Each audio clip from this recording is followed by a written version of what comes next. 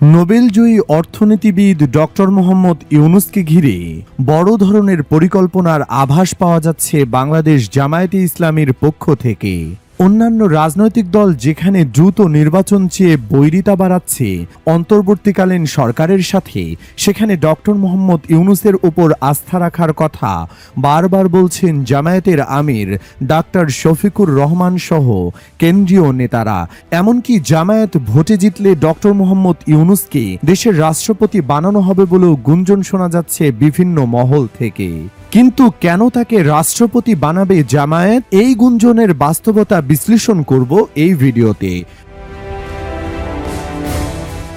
বাংলাদেশের সংবিধান অনুযায়ী রাষ্ট্রপতি হলেন বাংলাদেশের আইন বিভাগ, শাসন বিভাগ ও বিচার বিভাগের সকল শাখার আনুষ্ঠানিক প্রধান। আনুষ্ঠানিকভাবে সম্পূর্ণ অরাজনৈতিক পদ রাষ্ট্রপতি।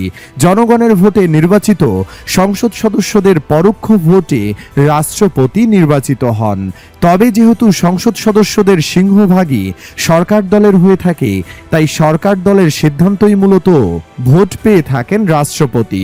ফলে জামায়াতে ইসলামী এবং এর সহযোগী জোট যদি সরকার গঠন করতে পারে, তাহলে ডক্টর মোহাম্মদ ইউনূসকে রাষ্ট্রপতির আসনে আইনগত বা সাংবিধানিক কোনো বাধা থাকবে না বসাতে।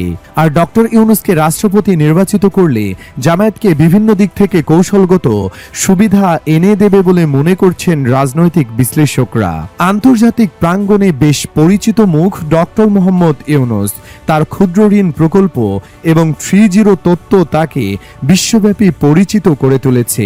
অপরদিকে জামায়াতে ইসলামী সরকার গঠন করলে একেবারে নতুন দল হিসেবে সংসদে প্রবেশ করবে।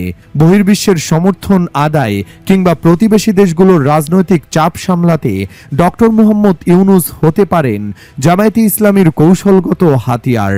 এছাড়া অর্থনৈতিক দিক থেকেও জামায়াতে ইসলামীর জন্য সহায়ক হবেন ডক্টর মোহাম্মদ ইউনূস। মূলত বিদেশি বিনিয়োগকারীরা কোনো দেশে বিনিয়োগের আগে সে দেশের আইন শৃঙ্খলা পরিস্থিতি এবং অর্থনৈতিক স্থিতিশীলতা যাচাই করে থাকেন।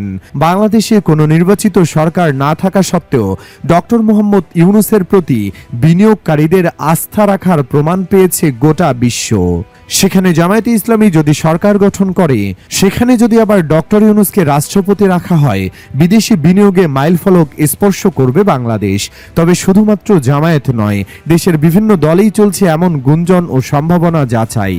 তবে এত সব জল্পনা কল্পনার মাঝেও একটি প্রশ্ন ঘুরপাক খাচ্ছে অনেকের মনে, জামায়াতে ইসলামী কিংবা অন্য কোনো দল যদি চায়ও ডক্টর মোহাম্মদ ইউনূসকে রাজি হবেন বাংলাদেশের রাষ্ট্রপতি হতে? রাজনৈতিক জীবনের বাইরে থাকতে সবসময় পছন্দ করেছেন নোবেলজয়ী এ অর্থনীতিবিদ। আর বাংলাদেশের রাষ্ট্রপতির পদটি মূলত অকার্যকর এবং ক্ষমতাহীনই বলা চলে। তাই ডক্টর মোহাম্মদ ইউনূস রাষ্ট্রপতি হওয়ার আমন্ত্রণ গ্রহণ নাও করতে পারেন। তবে নির্বাচনী সরকার গঠিত হলে স্বাভাবিকভাবেই বিলুপ্ত হবে অন্তর্বর্তীকালীন সরকারের কার্যক্রম। তারপরে বাংলাদেশের জন্য খুব বেশি কিছু করার ক্ষমতা আইনগতভাবে থাকবে না ডক্টর ইউনূসের, কিন্তু এই ক্ষমতা বজায় থাকবে রাষ্ট্রপতির আসনে অধিষ্ঠিত হলে। তবে এসব জল্পনা কল্পনা বিভিন্ন নাগরিক মনে ঘুরপাক খাচ্ছে এসব বিষয়ে। দেশের ইতিহাসে একক সরকার গঠনের ইতিহাস নেই জামায়াতে ইসলামীর।